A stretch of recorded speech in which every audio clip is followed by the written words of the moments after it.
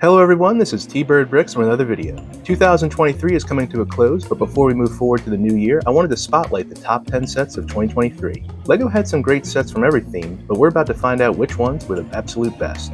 Just two quick notes before I dive into my list. First, this list is based solely on sets I actually purchased and reviewed on this channel. I have links to all those reviews below. Second, bear in mind this is only my opinion, so no need to take this too seriously. So let's start the countdown. First, I wanted to give an honorable mention to the ATV and Otter Habitat, which debuted on January 1st, 90 pieces for $10. Regardless of the size, this set was a nice, fun add to the city theme, and the otters are a welcomed addition to LEGO's animals. I wouldn't be surprised if a lot of people bought multiples of these to make an otter battle pack. Now at number 10, I have the Gaming Tournament Truck, which debuted January 1st, 344 pieces for $40. This price was a little wonky, but I've seen it on sale in many places, which is how I got it. This set was still pretty fun to play with. I believe this was LEGO's first ever foray into a gaming tournament set, and it didn't disappoint. The design and build for the gaming screen was creative, and the figures were some of the more unique characters this year. At number 9, I have the Batmobile, Batman vs. the Joker Chase, which came out August 1st and cost $48 for 438 pieces. The Batmobile itself was an incredible build. I can't think of a single flaw to this vehicle. The sleek design, the turn rocket feature, and the flip-out cannons were addicting to play with. I also love how this was the same Batmobile you get with the Batcave Shadow Box, but you can get it separately for 1/10 of the price. But speaking of price, $48 for one vehicle and two figures is unacceptable. The two figures you do get are wildly generic. In fact, as I pointed out in my review, those same figures are in the Batwing, which came out on the same day. I think while the Batmobile itself is fantastic, those figures and the price hurt this set's ranking on my list.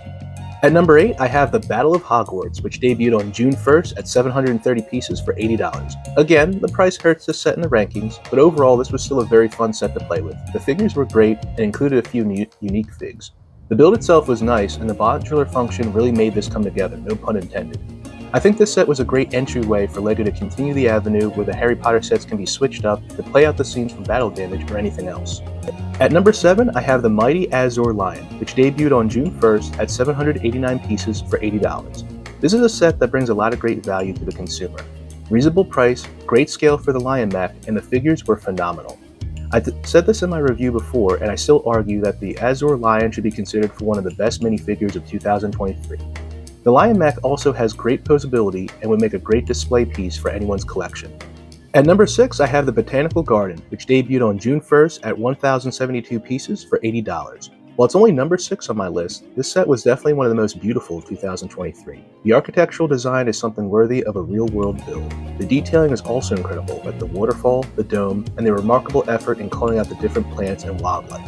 I'm so glad this was my first ever Friends set, and I think it was a great addition for the theme. At number 5, I have the Winter Lodge, which debuted October 1st at 1,517 pieces for $100. This was a genuine, well-designed, and fun set to build and play with. While the figure selection was lacking, the few you do get are great for acting out so many different stories throughout the lodge. This set truly captures the holiday spirit, and my family has already used it as part of our Christmas decorations this year. At number 4, I have Downtown, which debuted June 1st at 2,010 pieces for $200. LEGO's largest city set did not disappoint. Every single portion of the build had tons of action, tons of storytelling, and the overall build was a great experience. The figures were plentiful, and each one had a great story and were fun to pose throughout the set. This Downtown is vibrant, beautiful, and is also modular, so the storytelling and configurations have endless possibilities. At number 3, I have the Lunar New Year Parade, which debuted January 1st at 1,653 pieces for $130. This set was the absolute bomb when I first built it. Every aspect of the set was visual splendor and impeccable design.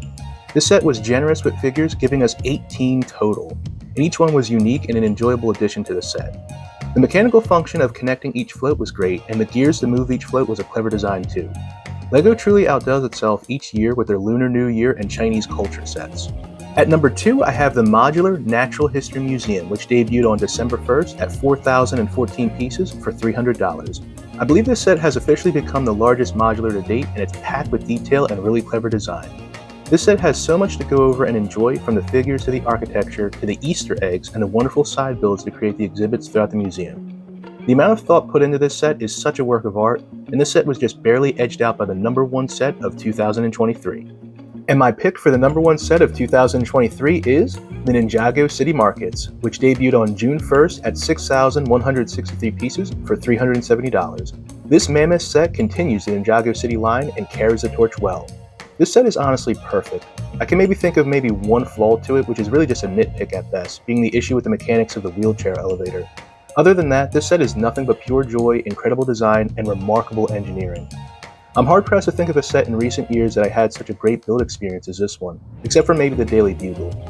This set not only tops 2023, but I think it belongs in the conversation for best of this decade so far. So that's my top 10, not a bad lineup in my opinion. Let me know what you guys think in the comments, and let me know what your top 10 of 2023 is. And of course, have a wonderful week.